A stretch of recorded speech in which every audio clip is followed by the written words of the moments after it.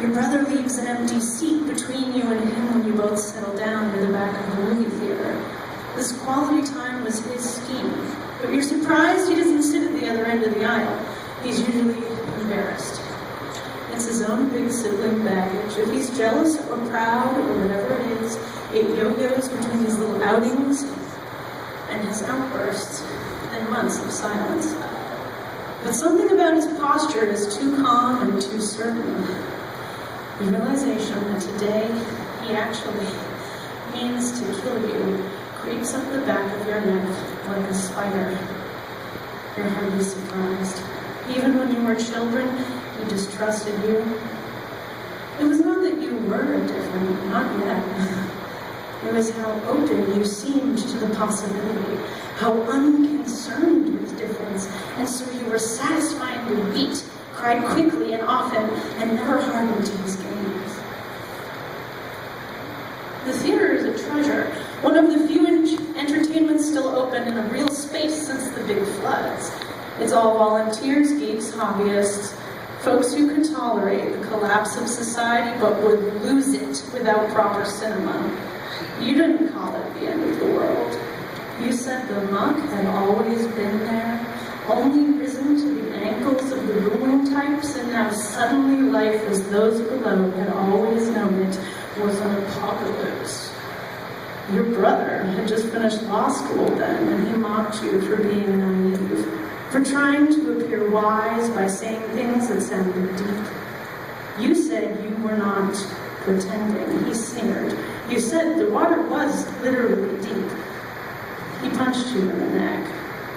The aisles are lit by a pillage of scented candles, so as the usher moves up the rake of the room extinguishing them, you're overwhelmed by a blend of midsummer dream, ocean breeze, Christmas tree, and vanilla sanctuary. It barely covers the musk. You might puke.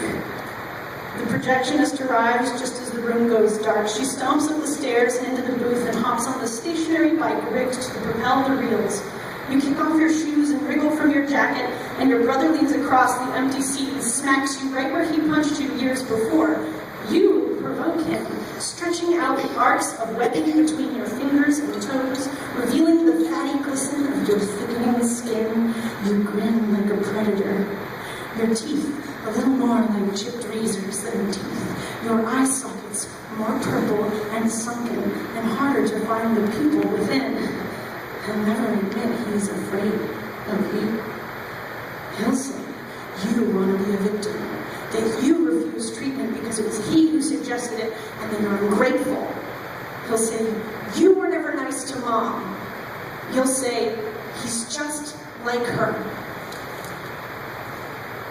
He whips back from his own blow like he's touched a hot stove. He pretends to watch the film for a while, but you can smell his intentions, keeping you within his peripherals. You reach down and steal one of the candles, and he says nothing. Keep staring. Testing him, you wedge your shoes back on, wrap the candle in your jacket, tuck them under your arm, and look towards the exit. His knuckles are white on the armrests of his seat. If you could get outside and enter over before he catches you, he can't follow. You both know it will set things like a stain. That will be it. You will be stuck this way. Maybe get worse, never come back above the surface again. There's a part of you that wants to fix things with the only family member you have left. There's only so long you can ride with survivor's guilt and see patterns in the chaos.